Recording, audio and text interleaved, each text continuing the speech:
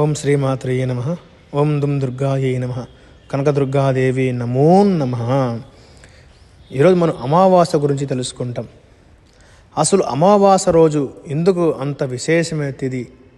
అమావాస్య రోజు చేసే పనులు ఏమేమి చేయాలి?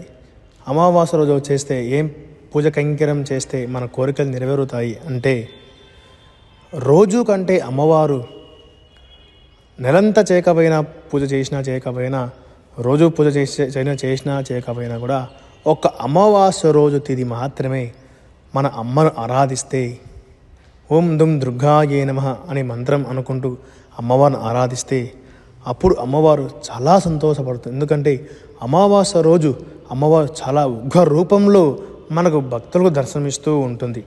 అటువంటి ఉగ్ర రూపంలో సమయంలో మనం దర్శనం చేసుకుంటే మనకు ఏదైనా గ్రహ దోషాలు ఉన్నా కూడా, కలసర్ప దోషాలు ఉన్నా కూడా, భూత ప్రేత పిశాచాలు మన గృహానికి ఉన్నా కూడా, వాస్తుదోషాలు ఉన్నా కూడా సకల దోషాలను తొలగిపోయే ఒక తిథి అమావాస్య రోజు. అందువల్ల అమావాస్య రోజు మన అమ్మను ఆరాధిస్తూ ఉంటే అమ్మ సంపూర్ణంగా సంతోషపడి మనకు మహిళలకు ముఖ్యంగా దీర్ఘ సుమంగళి ప్రాప్తి కలగాలి అంటే ఒక అమావాస్య రోజు అమ్మవారి ఆలయంలో కుంకుమార్చన కైంకర్యం చేసుకుంటారు. అప్పుడు అమ్మ అనుగ్రహం కలిగి సంపూర్ణంగా దీర్ఘ సుమంగళి ప్రాప్తి కలుగుతుంది. అంతటి తిథి అమావాస్య. అందులో రేపటి రోజు అమావాస్య శుక్రవారం కలిసి రావడం కూడా అమ్మవారు చాలా విశేషమైన తిథి, అరుదైన రోజు అమ్మవారికి.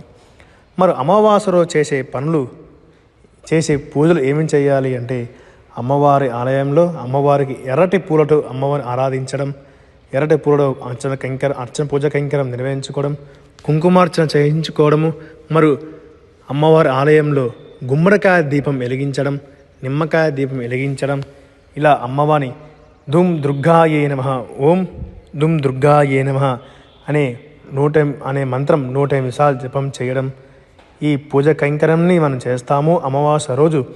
అప్పుడు మన అమ్మ సంపూర్ణంగా సంతోషపడి, మన భక్తికి సంతోషపడి, మన కోరికలన్నీ మనం నెరవేరుస్తుంది. అంతటి విశేషమైన తిథి రేపటి రోజు.